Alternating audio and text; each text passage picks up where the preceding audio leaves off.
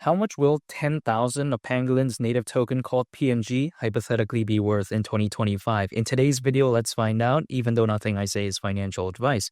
Now, first of all, if let's say PNG were to go to the price of $10, now of course, theoretically at that point, 10,000 PNG would hypothetically be worth $100,000. Now that I got that out of the way, right? Before I dive into more detail as to why I don't think $10 is too much to ask for, some people may be thinking, right? Why 2025 more specifically? And let me explain why. Because historically, there has been data that could very well showcase that, you know what, near the end of this year could maybe be a special time, even though I can't tell the future. But this is what I've seen historically speaking, because usually altcoins, as a worst case scenario, they typically peak around 18 months after a Bitcoin halving event. Now, the last Bitcoin halving event happened in April of last year. So 18 months from then, is around October this year. Now, basically, again, near the end of this year. Is this a guarantee? Absolutely not. But then the way to take a look at it is this. We have to consider how much Bitcoin has recovered, right? We have to consider how well a bunch of altcoins out there are beginning to have a pretty okay recovery. It's not the best by any means, but I'm just saying we're seeing this direction. So if this continues, this prolongs, right, for a number of months, I really don't see why not. And think about this, right? Charles Hoskinson, who not only is the co-founder of Ethereum, but the founder of Cardano, back in November of last year, he said that 1 to 2 years from then, he could very well see Bitcoin reaching anywhere between $250,000 all the way up to $500,000. That's crazy right there. I mean, that's a very insane amount, right? Now, let's say we assume his best case scenario timeline for that to happen, which is a year. So that's actually around November this year. That's pretty similar to the example that I mentioned before, right? When it comes to when altcoins usually peak as a worst case scenario. Now, of course, Charles is talking about Bitcoin. I'm totally aware of that. But then, usually when Bitcoin does that well, typically a bunch of altcoins, at least the good ones with the fantastic communities, which I do believe Pangolin has those aspects, right? Usually they do tend to go along with the ride. Not in every single case. I can't say that 100%, right? But I'm just saying, in a lot of cases, I've seen that happen. So when it comes to near the end of this year, it's what I'm kind of paying attention to. And that is right there why I'm more so focused on 2025 as opposed to like 2027 or whatever like that. I think at that point, the peak of the bull run is already long gone. But, this is just my theory. But even besides that point, why is $10 not too much to ask for PNG in my opinion? It's because I think Pangolin has amazing fundamentals. I mean, we have to think about what is Pangolin fundamentally speaking. Let me explain it in the most simple terms possible in my opinion. And that is the fact that hypothetically, Pangolin is a multi-chain decentralized exchange. Now, some people may be thinking, who cares? There's a lot of decentralized exchanges out there. But here's the thing.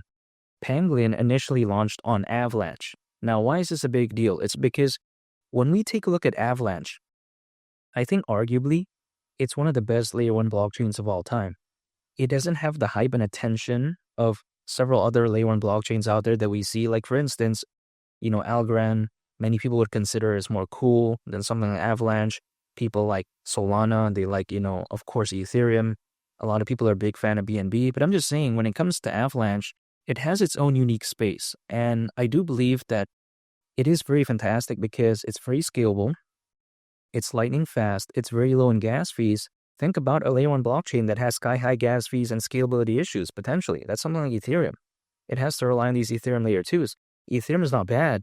But fundamentally speaking, what is better as a layer 1 blockchain? I think arguably something hands down like Avalanche. This is just my opinion. So I do believe that when it comes to something like this, it's a great place to be for a decentralized exchange in theory. And I'm not just only talking about any specific one, but I'm just saying generally speaking, I think it's a good place for decentralized exchanges. Now, here's the thing as well. When it comes to Pangolin, it has other deployments too, though. Like, for instance, in Hedera, which I'm very bullish on.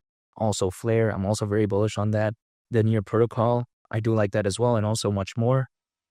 But yeah, when it comes to Pangolin, I think it pretty much is deployed in all the right areas, and I do really like that. Not to mention as well, when it comes to Avalanche, it's consistently like, the top 20 when it comes to DeFi in terms of total value locked, at least according to DeFi Llama, in my opinion. So when we take a look at it, Avalanche, it's a real deal type of place for DeFi projects. And of course, a decentralized exchange by nature, because it is in the decentralized finance market, I do believe that this is very good news for it. Now, not to mention as well, we have to take a look at what could the decentralized finance market be moving forward? Because according to Granby Research, the DeFi market, aka again the decentralized finance market, is expected to be worth over $200 billion by 2030.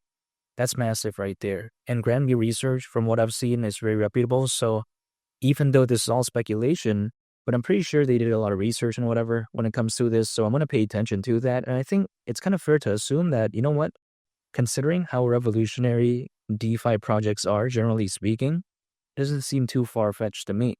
Now, not to mention as well, we have to take a look at, a couple of real deal individuals who are very reputable in this space. They have said some positive comments when it comes to Avalanche, especially when it comes to DeFi. And let me show you what I'm talking about, because when it comes to the founder of Aave, now Aave is very massive, but even besides that point, again, the founder of Aave, he claims how Avalanche is well suited for building DeFi applications due to its scalability features, which I talked about scalability again earlier on the video, right? How amazing that is when it comes to Avalanche.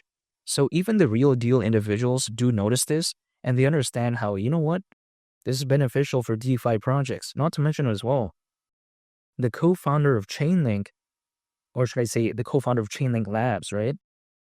This person claims that Avalanche gets us closer and closer and possibly arriving at parity with the speed of Web 2 systems. So you got to think about that. Co-founder of Chainlink Labs, right? I keep wanting to say Chainlink, but of course there's the labs behind it. But yeah, again, I'm very bullish on Chainlink too, by the way. So if you like that, you can feel free to watch those videos too. But I'm just saying, co-founder of Chainlink, founder of Aave, saying that about Avalanche. Can you imagine that? That's how amazing Avalanche is, in my opinion. So is Pangolin fantastic? It depends on people's opinion, but I think it's fantastic. And I don't think $10 is too much to ask for when it comes to its native token called PNG, because let's say you were to go to the price of $10. Considering current circulating supply, market cap at that point would be around $2 billion. That's around a 56x from here. That, I think, if anything, showcases how low PNG is in terms of market cap. I mean, it's kind of insane seeing it that low in terms of market cap, really. But even besides that point, we have to consider how around a $2 billion market cap isn't even too much to ask for. Take a look at this, right? Years ago, back in 2021, when factors are not as bullish as right now, in my opinion, because I think right now with the, amazing sentiment about the Bitcoin ETF, the Ethereum ETF, the number of institutional investors, the amount of enterprise adoption, also having over 600 million crypto owners currently, according to Crypto.com research, I think as of right now, the factors are a lot more bullish, but we haven't seen that 2021 type of euphoric altcoin season hypothetically maybe yet. So it may be hard to kind of imagine that, but the way you take a look at it is that as of right now, things could be a lot more bullish. But even besides that, years ago, back in 2021, with those like reduced bullish factors, right? Something called Uni, which is the native token of Uniswap, was able to exceed over $20 billion in terms of market cap.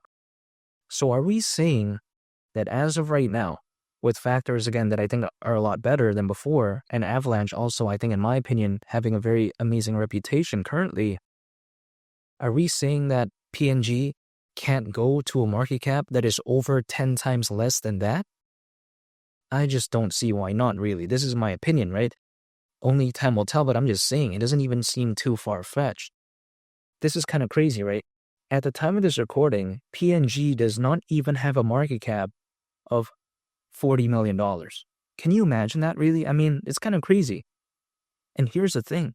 Sometimes people out there seem to think, Avalanche doing well, it's not really going to matter when it comes to Pangolin. I think it hypothetically will, because take a look at when something called Solana really gained that massive retail hype and attention. Not only just the meme coins went along with the ride, but then, you know what went along with the ride too? Something called Jupiter, a very famous decentralized finance project. Wasn't that famous before, right? Now it's famous. So if Avalanche really gains that massive attention, is this going to be left behind? Because some people may think, it's only going to be Joe. Joe's going to be the best. I like Joe. Don't get it wrong. But why can't PNG gain some of that attention? Why can't Pangolin gain some of that attention during a fully fledged bull run? I'm not saying PNG has to reach like a 10, 20, $30 billion market cap. No, I'm not saying that. Just around 2 billion doesn't seem too much to ask for. But again, it's just a waiting game, and I'm willing to stay patient. I'm willing to wait. And all I can control as of right now is me, and that is also just what I can do, right? Which is accumulate more hold. And that's it, really. I can't do anything else. I can't demand the markets to pump. I can't do this, do that. I'm not going to pull up a price chart, draw some random triangles. I'm not going to do that. That doesn't mean anything because the market's not going to listen to what I have to draw. So I'd rather focus on fundamentals. I'd rather focus on what the project's about. I'd rather take a look at, how amazing Avalanche is. I'd rather focus on stuff like that. But even besides that, $10 wouldn't surprise me whatsoever. And make sure to subscribe if you gain value from this video. I'm greatly appreciated. It's been Lee the Captain, and I'll catch y'all on the next one. I'm out. Peace. Bye.